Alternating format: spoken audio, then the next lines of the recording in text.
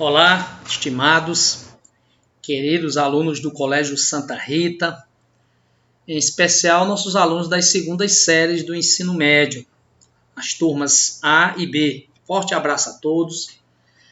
Vamos aqui dar continuidade às nossas videoaulas.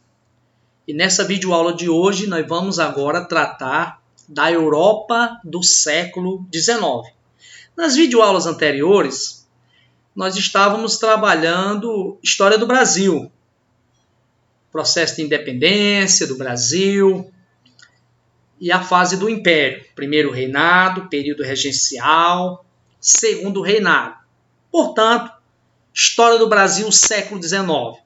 Agora vamos nos voltar para a Europa, história geral. A Europa do século XIX. Uma Europa marcada pelo triunfo do liberalismo.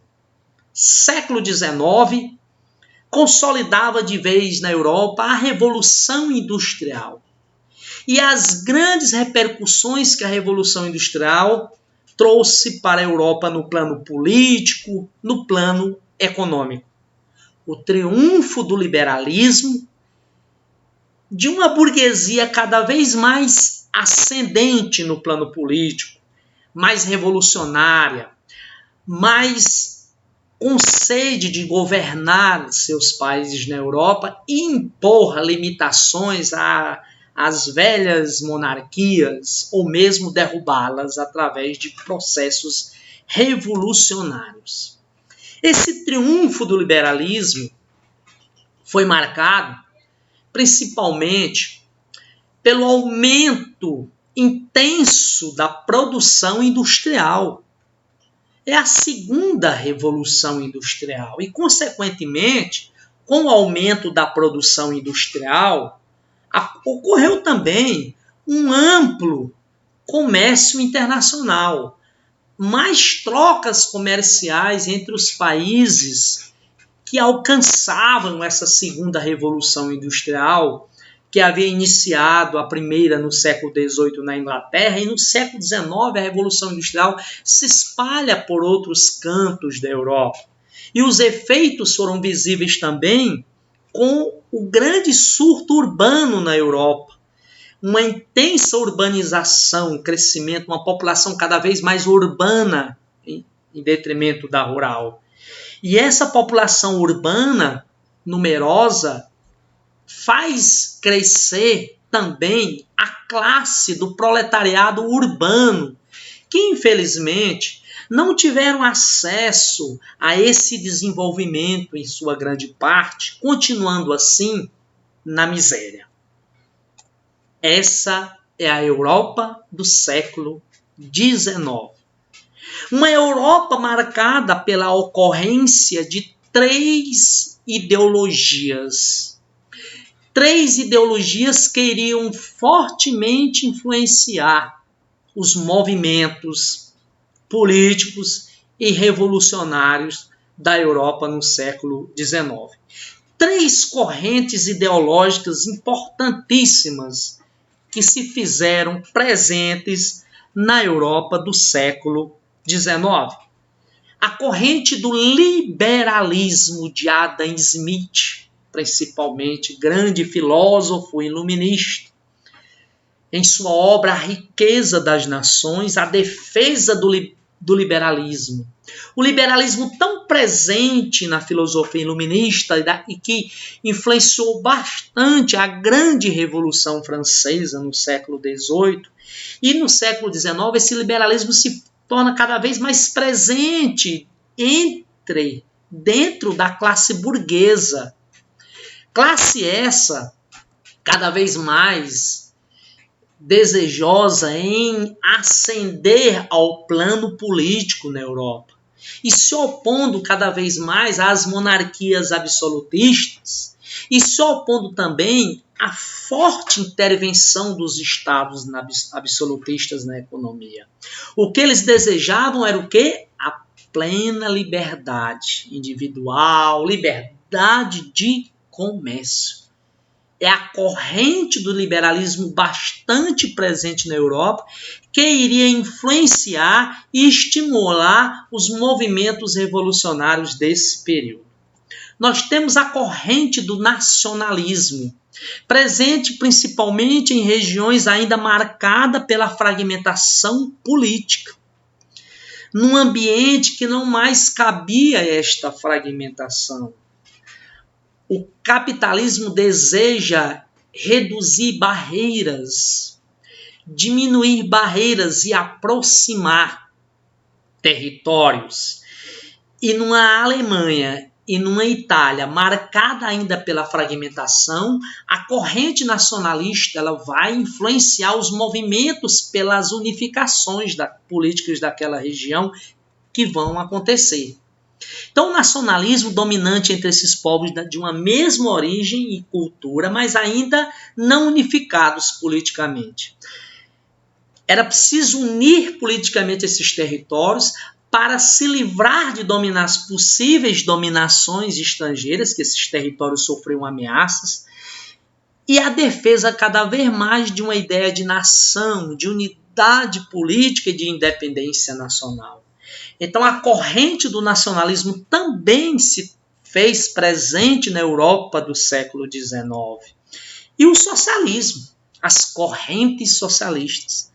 A corrente socialista que defende uma sociedade mais justa, mais igualitária.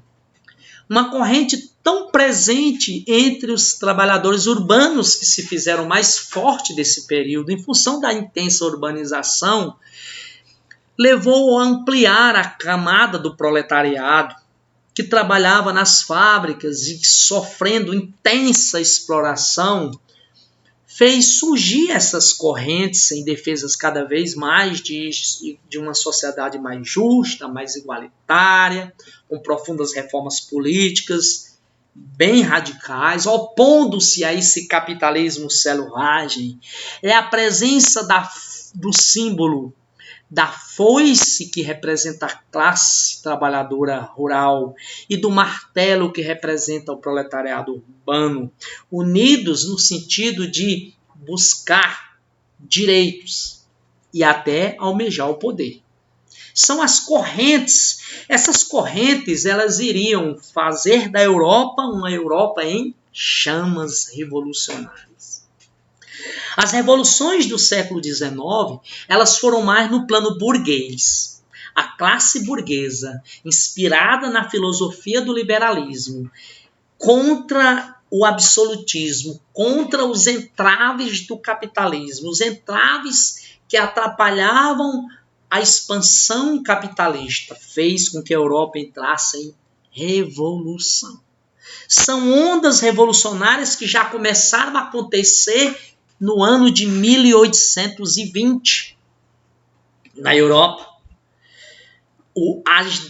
A década de 1820 já acontece na Europa, em alguns países, movimentos revolucionários de cunho burguês ascendente, de fortes componentes liberais ou mesmo nacionalistas, com a intenção de derrubar o modelo existente, o modelo vigente, que ainda era dominado pelo velho absolutismo e com o controle político da aristocracia, da nobreza, sanguessuga do Estado. A exemplo da Revolução Liberal do Porto, em 1820, cuja burguesia ascende o poder, controla o parlamento português, impõe uma constituição ao monarca Dom João VI e assim limitando o seu poder. Na Espanha, também no ano de 1820, a Grécia no ano de 1821, a Rússia em 1825, portanto, a década de 20 do século XIX, já começa a acontecer revoluções na Europa que demonstravam que essas revoluções não iriam parar, iriam atingir outros cantos da Europa. Vamos falar um pouco da França do século XIX. Vamos lembrar que a França já passava por um processo revolucionário desde a Revolução Francesa de 1789. Ali em 1789, quando a burguesia, com apoio inclusive popular, assume o controle político na França com a intenção de promover reformas no sentido de derrubar o absolutismo francês, de derrubar os entraves às suas atividades. A França passou por 10 anos de processo revolucionário, de 1789 a 1799, em que a burguesia, a grande, a alta e a pequena burguesia se alternam no controle político revolucionário com seus objetivos e seus anseios de transformar a França da época, que acaba culminando com a ascensão de Napoleão Bonaparte ao poder no ano de 1799, no chamado golpe do 18 Brumário. Napoleão Bonaparte assumiu o controle político da França com a intenção de manter as conquistas burguesas que a França vinha passando no processo revolucionário. Napoleão consegue ficar no poder por aproximadamente 15 anos. Consegue consolidar as conquistas burguesas, mas sua ambição é de controlar toda a Europa e fazer da França um grande império. Esse ousado projeto ambicioso de Napoleão iria durar pelo menos até o ano de 1800, até o início da segunda década do século XIX. No ano de 1815, Napoleão foi derrotado. Batalha de Waterloo. São as forças políticas da Europa que se opõem àquela política imperialista napoleônica. No ano de 1815, ascende ao poder o rei Luís XVIII, irmão do rei Luís XVI, que havia sido executado durante o processo da Revolução Francesa. É a volta da dinastia Bourbon ao poder e, consequentemente, o desejo dessa dinastia de fazer retomar o velho absolutismo na França. O rei Luís XVIII, que governou de 1815 a 1824 na França. Com a sua morte, assumiu seu irmão Carlos X, que governou de 1824 a 1830. Esses dois monarcas procuraram restaurar o absolutismo na França. Em várias situações, dissolveram o parlamento e impuseram duras censuras à imprensa. Os reinados de Luís XVIII e Carlos X seriam os últimos suspiros dos Bourbons na França. Porque o que aconteceu no ano de 1830, mais uma vez, a França vive um movimento revolucionário. O proletariado de Paris, conjuntamente com a pequena burguesia, vão fazer uma onda de protesto, uma onda revolucionária que iria fragilizar o reinado de Carlos X, levando à sua deposição. Então, no ano de 1830, seria o fim dos Bourbons no controle político na França de vez. Com a deposição de Carlos X, Luís Filipe, Duque de Orleans, subiu ao trono francês, com a intenção de acalmar os ânimos revolucionários da França, que não iria durar muito tempo. Iria durar pelo menos 18 anos. No ano de 1848, mais uma vez, a França vai viver uma nova efervescência revolucionária.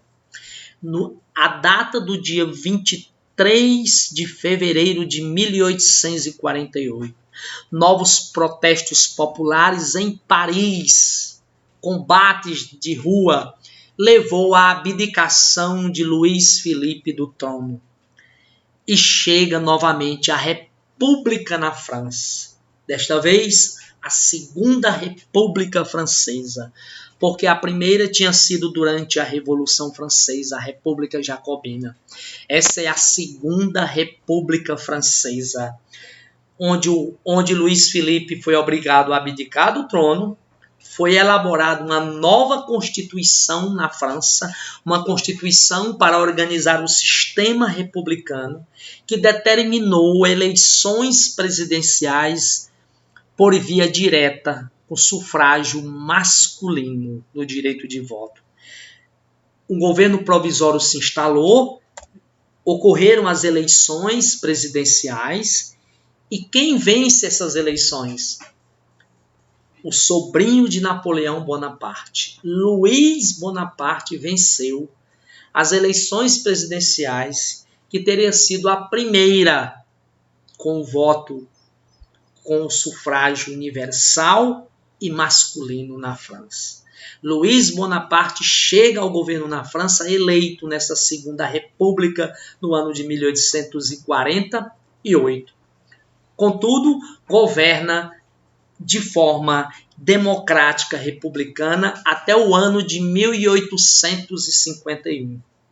No ano de 1851, Luiz Bonaparte deu um golpe de Estado e se fez proclamar imperador, com o título de Napoleão III. Talvez ali inspirado no seu tio Napoleão Bonaparte. Ele se fez proclamar imperador, instalando assim o segundo império na França. Porque o primeiro foi de seu tio Napoleão Bonaparte, que governou a França de forma imperial de 1804 a 1815. Portanto, esse é o segundo império da França.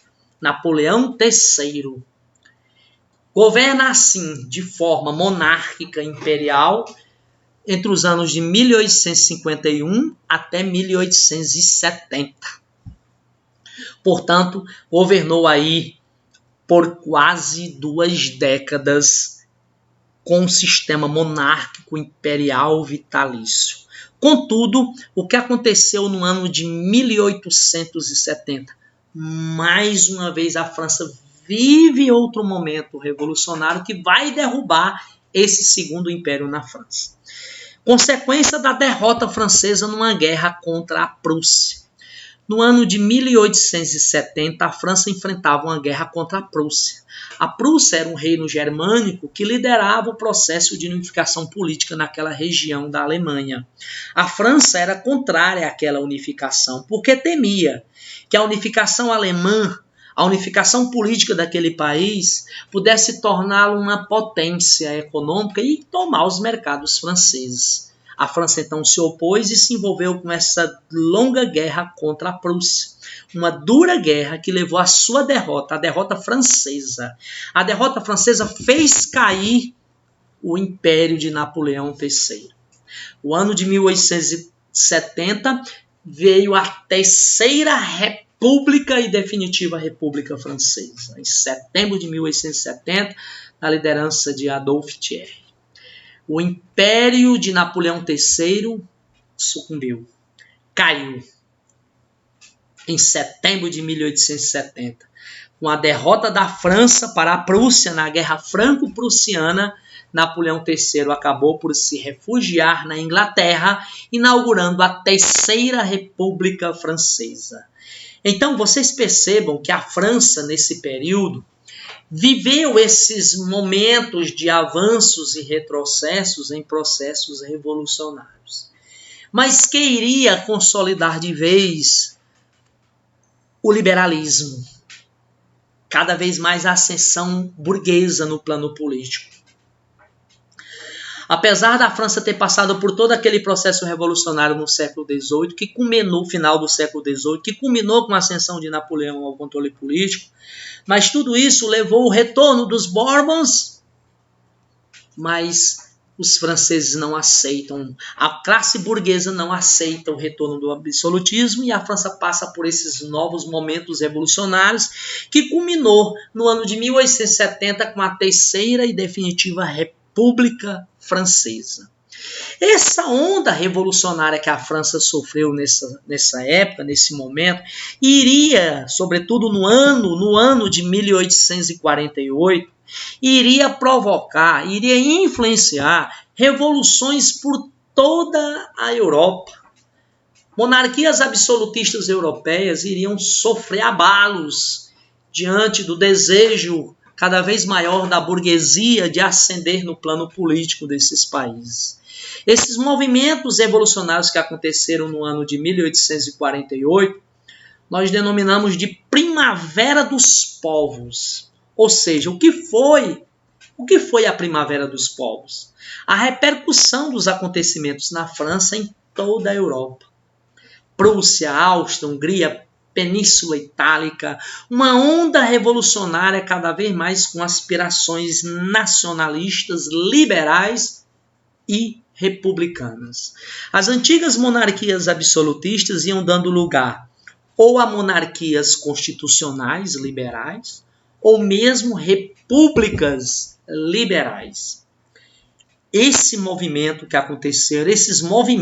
que aconteceram no ano de 1848, como bem mostra nesse mapa, revoluções sacudindo em toda a Europa, nós chamamos essas jornadas revolucionárias do ano de 1848, nós denominamos de Primavera dos Povos. Esses movimentos europeus também iriam chegar aqui no Brasil, influenciando aquela revolução de 1848 em Pernambuco, durante o Segundo Reinado, a chamada Revolta Praieira em Pernambuco. A Revolta Praieira em Pernambuco teve uma ideologia liberal, burguesa, inspirada nesses movimentos revolucionários que a Europa passava naquela oportunidade. A chamada Praieira foi a última grande revolta contra o Império Brasileiro que nós explicamos quando nós trabalhamos o Segundo Reinado. Então dizer que a Primavera dos Povos atingiu a onda revolucionária por vários cantos da Europa, tendo assim uma importância histórica enorme. A Primavera dos Povos teve uma importância histórica significativa, né?